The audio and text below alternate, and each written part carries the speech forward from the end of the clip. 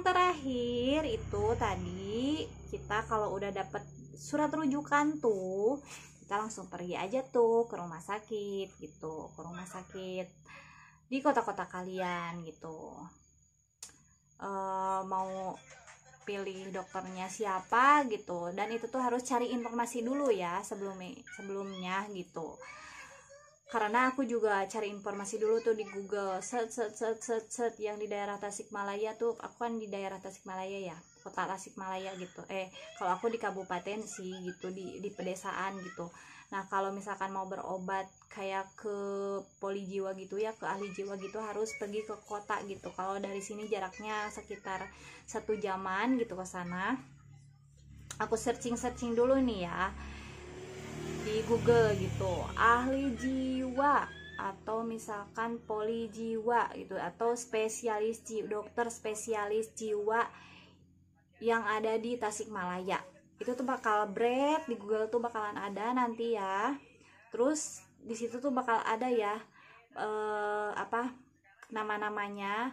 Dokter Anu prakteknya di rumah sakit Anu gitu. Praktek ini dokter ini prakteknya di rumah sakit ini. Nah kalian pilih-pilih aja tuh, misalkan aduh orangnya nih pengen yang ini gitu, atau pengen yang ini kalian lihat dulu profilnya si dokternya gimana gitu. Kalian juga bisa lihat-lihat dulu gitu dari wajah-wajahnya tuh, ini wajah-wajahnya kayak enakan deh dokternya, atau pokoknya dokter itu pasti adalah di Google tuh, pasti biodatanya itu lengkap gitu ya. Jadi kalian bisa cari sebanyak-banyaknya gitu. Jadi sebelum kalian minta rujukan pun gitu, kalian harus cari-cari informasi dulu nih tentang dokternya gitu, dokter ahli jiwanya gitu. Nah pergi ke sana nanti ya, kalau kalian udah dapet nih dokternya gitu, pengen yang ini gitu. Dan si dokter umum pun nanti di paskes pertama bakalan tahu gitu, bakalan deretannya ini nih, ada dokter ini, ada dokter ini, ada dokter ini, mau pilih yang mana gitu. Ini prakteknya di sini, pasti udah tahu gitu. Nah terus ada sih gak tahu sih. Nah nanti kalian misalkan dok aku mau dirujuknya ke dokter ini aja gitu, ke rumah sakit ini aja gitu teman-teman. Setelah itu kalian setelah dapat rujukan datang aja gitu ke rumah sakitnya. Dan kayak tadi juga itu harus benar-benar cari dulu informasinya, telepon dulu dokternya prakteknya hari apa aja. Terus pendaftaran pasien baru itu harus jam berapa, terus jadwal prakteknya si dokternya jam berapa. Kayak aku juga kalau peserta baru, kalau pasien baru itu kita harus datang dulu tuh jam 10 daftar, nanti jam 2 ke sana gitu, jam 1 ke sana gitu. Nah kalau nanti udah jadi pasien di sana gitu, udah tertera gitu, jadi bukan pasien baru lagi lah gitu, kita pernah berobat di sana gitu. Dan itu tuh lebih mudah gitu. Jadi daftar gitu, langsung aja ke itunya, langsung ke spesialisnya gitu. Dan bisa via online juga, ada rumah sakit tertentu yang bisa online juga nanti antriannya gitu. Gampang, scroll di mobile JKN, kita mau berobat ke dokter ini hari ini jam ini, kita langsung tuh klik nomor antriannya. Itu tuh bisa nanti ya di mobile JKN. Kalian tinggal ulik aja ya itu aplikasi mobile JKN gitu. Mobile JKN itu tuh di sana tuh seputar BPJS semua. Kalian bisa daftar BPJS di sana, nanti kalian bisa tahu statusnya gimana, di mana paskes pertamanya apa gitu. Terus kita lagi berobat di mana sih, itu bakalan ada deretannya nanti di sana gitu teman-teman. Jangan bosan ya nonton video aku gitu, karena memang seribet itu. Aku juga ini tuh dengan cara aku gitu ya. Aku tuh nggak ahli gitu ya, kalau ngejelasin tuh lama gitu, nggak bisa singkat ya, pokoknya kayak gitulah. Kalian mudah-mudahan mengerti gitu ya apa yang aku jelasin gitu. Jadi intinya itu ya, kalau kalian mau mudah gitu ke psikiater, berobat ke psikiater yang menggunakan BPJS seperti itu gitu. Terus kalau yang mau umum juga, yang langsung ke kliniknya gitu, yang bayar gitu ya, maksudnya bayarnya full, itu tuh bayar dokternya iya, bayar obatnya iya gitu. Kalau pakai BPJS kan kayak nggak terlalu nggak te- emang sih kita ada cicilan gitu tiap bulannya gitu, kita harus ada bayarannya gitu kan, tiap bulan harus angsuran. Tapi kalau aku itu lebih lebih merekomendasikan berobatnya pakai BPJS gitu, karena kan kalau mandiri itu langsung ke kliniknya itu tuh mahal gitu ya, lebih tinggi lah gitu itunya, biayanya gitu, timbang sama BPJS gitu. Dan ini ya yang aku tahu juga, kalau misalkan langsung ke kliniknya itu kita bisa pilih nih, dok mau obat yang bagus gitu, bisa gitu. Nah kalau dipakai BPJS itu gimana tingkatannya gitu nanti. Tapi sih katanya BPJS itu kan ada kelas 1, kelas 2, kelas 3 ya. Obatnya tuh bakal sama-sama aja, yang membedakan itu nantinya tuh ruangan gitu ya, kayak ruangan kayak apa gitu, nggak tahu sih.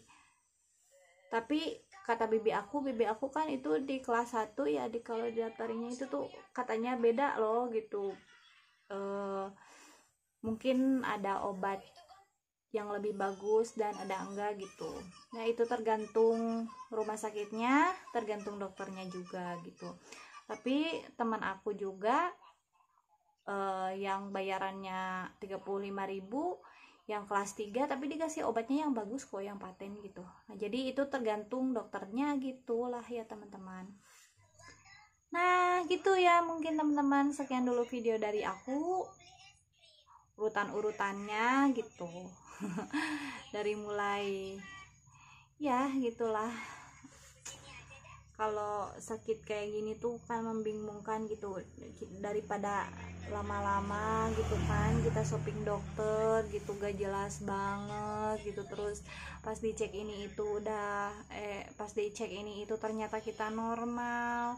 Terus banyak keluhan yang mungkin dirasakan di psikis gitu kan ya, di psikis kayak cemasan berlebih dan lain-lain, mending berobat aja gitu ke psikiater gitu. Aku juga udah jelasin ya alasannya kenapa sekarang aku memilih berobat psikiater, karena pas waktu dulu lagi single tuh beda lah situasinya gitu, situasi pikiran aku dulu pas waktu single sama yang sekarang gitu. Aku sekarang punya anak, banyak yang harus diurusin dan lain-lain, jadi aku kayak memilih jalan pintas. Tapi 3P juga, kalau kalian yang belum tahu 3P, nanti aku taruh di sini ya, nih linknya gitu. 3P itu apa gitu. Dan ini ya teman-teman, walaupun kita berobat ke psikiater dengan jalan pintas gitu ya, gitu, tapi kalau tanpa 3P juga itu tuh kayak gimana ya, bagai sayur tanpa garam juga. Kita juga harus memanage pikiran kita gitu, terus memanage kalau yang punya GERD ini makanan kita, asupan makanan kita gitu. Nah, pokoknya 3P nya juga itu harus benar-benar dilakonin gitu ya teman-teman. Oke, mungkin sekian dulu video dari aku. Mudah-mudahan videonya bermanfaat. Dan kepada kalian-kalian yang masih berjuang di asam lambung tinggi, GERD, anxiety, psikosomatik, yang punya sakit itulah dan tanda-tandanya itu, aku juga udah deretin tuh, udah pernah bahas gimana aja nih ini keluhannya gitu, baik secara fisiknya atau secara psikisnya, itu aku pokoknya di bawah gitu udah pernah jelasin gitu. Kita itu harus benar-benar semangat banget gitu, yakin sembuh dan kita itu gak kenapa-napa gitu. Terus ikhtiar juga, ikhtiar itu benar-benar harus gitu, ikhtiarnya, doanya, supportnya gitu dari keluarganya dan lain-lainnya itu tuh paket komplitnya gitu ya. Dan jangan lupa gitu cerita jeritin semua yang kita keluhkan sama Allah, minta solusinya, minta petunjuknya, jalan keluarnya gitu, biar kita punya jodoh gitu, jodoh dalam kesembuhan ini ya, jodoh dalam kesembuhan sama penyakit kita gitu. Ya Allah, mudah-mudahan ya Allah, tunjukin dong gitu, gimana ini gitu jalannya, petunjuknya itu tuh harus benar-benar keras ya berdoanya itu, sing tarik gitu. Ya Allah, tunjukin ya Allah jalannya, gimana petunjuknya ya Allah gitu. Itulah pokoknya harus banyak-banyak berdoa sama Allah, ibadahnya juga lebih didekatkan gitu ya, sesuai kepercayaan masing-masing. Dan ini nih, manage pikirannya juga gitu. Pokoknya udah lengkap lah kalau soal manage pikiran dan pola makan, pola hidup, dan pola pikir. Ya itu pola pikir aku udah jelasin di 3P gitu. Sekian dan terima kasih. See you on the next video. Assalamualaikum warahmatullahi wabarakatuh. Bye bye.